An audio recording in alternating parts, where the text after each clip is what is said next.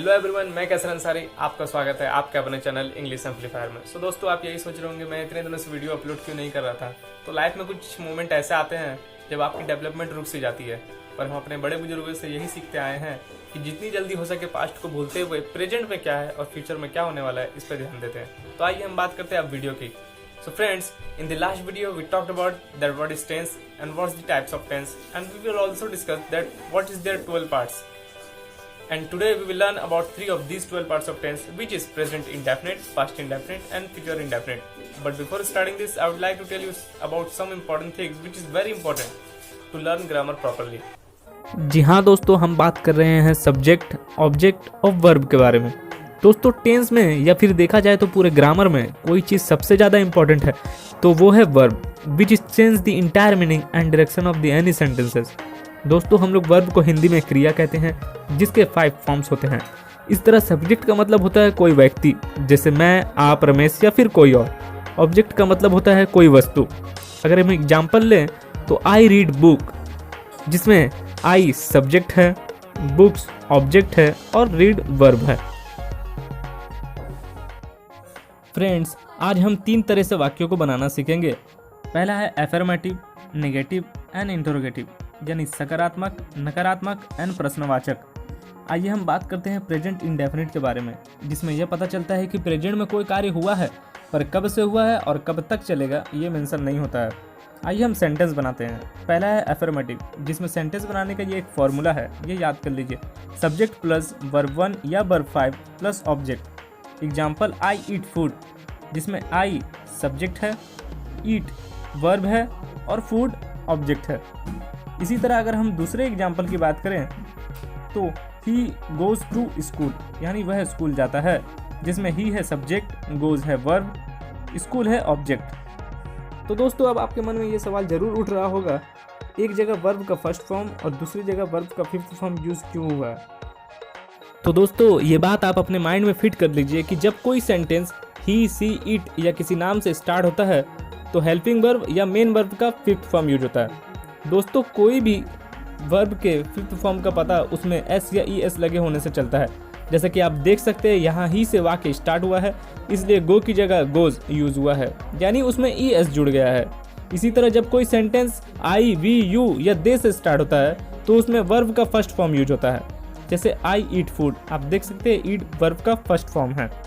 अब हम बात करेंगे नेगेटिव, जिसका फॉर्मूला है सेंटेंस बनाने का सब्जेक्ट प्लस डू या does plus not plus verb 1 plus object. अगर हम एग्जाम्पल लें, I do not play football, जिसमें आई सब्जेक्ट है, do helping verb plus not plus verb 1 plus object football है। इसी तरह अगर हम दूसरा एग्जाम्पल लें तो he does not play football, यानी वह फुटबॉल नहीं खेलता है। तो दोस्तों, आप देख सकते हैं कि यहाँ पर पहला एग्जाम्पल आई से स्टार्ट हुआ है, इसलिए इसमें वर्ब का फर्स्ट फॉर्म यूज हुआ है। और इसी तरह दूसरे एग्जाम्पल में जो ही से स्टार्ट हुआ है, वर्ब का 5th फॉर्म यूज हुआ है। इसी तरह जब किसी वाक्य में हेल्पिंग वर्ब के रूप में डू या डज यूज होता है तो उस वाक्य में मेन वर्ब से एस या ई एस हट जाता है। अब हम बात करेंगे इंट्रोगेटिव की, जिसका फॉर्मूला है डू या does plus subject plus verb 1 plus object. इसमें याद रखिएगा डू या डज पहले आता है, जैसे डू आई प्ले फुटबॉल, क्या मैं फुटबॉल खेलता हूँ। दोस्तों, एक बात हमेशा याद रखिएगा, प्रेजेंट इंडेफिनिट में जब कोई सेंटेंस हु से स्टार्ट होता है तो उसमें डू या डज नहीं यूज होता है। जैसे who goes to market, market कौन जाता है।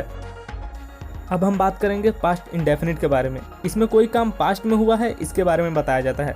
आइए हम वाक्य बनाते हैं।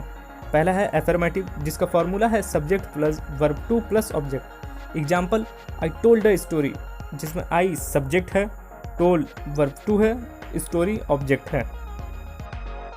दूसरा है नेगेटिव, जिसका फॉर्मूला है subject plus did plus not plus verb 1 plus object. Example I did not tell a story, मैंने एक कहानी नहीं कहा है, जिसमें आई सब्जेक्ट है, plus did plus not, main verb है टेल, स्टोरी ऑब्जेक्ट है।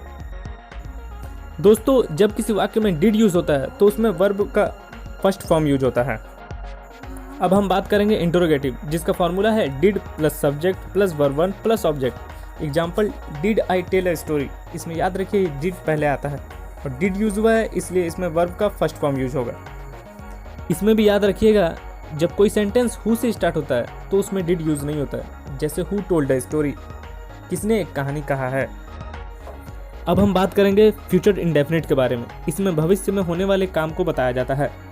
तो इसमें पहला है एफर्मेटिव, जिसमें सेंटेंस बनाने का फॉर्मूला है subject plus shell will plus verb one plus object. Example, you will speak English, आप इंग्लिश बोलेंगे, जिसमें यू है सब्जेक्ट, विल है हेल्पिंग वर्ब, स्पीक है वर्ब वन और इंग्लिश है ऑब्जेक्ट। इसी तरह दूसरा है नेगेटिव, जिसका सेंटेंस बनाने का फॉर्मूला है सब्जेक्ट प्लस शैल या will plus not plus verb one plus object. Example, you will not speak English, जिसमें यू है सब्जेक्ट, विल है helping verb plus not, speak है मेन वर्ब और इंग्लिश है ऑब्जेक्ट। इसी तरह अब हम बात करेंगे इंट्रोगेटिव के बारे में, यानी शैल विल पहले आएगा, शैल will plus subject plus verb one plus object. Example, will you speak English, क्या आप इंग्लिश बोलेंगे।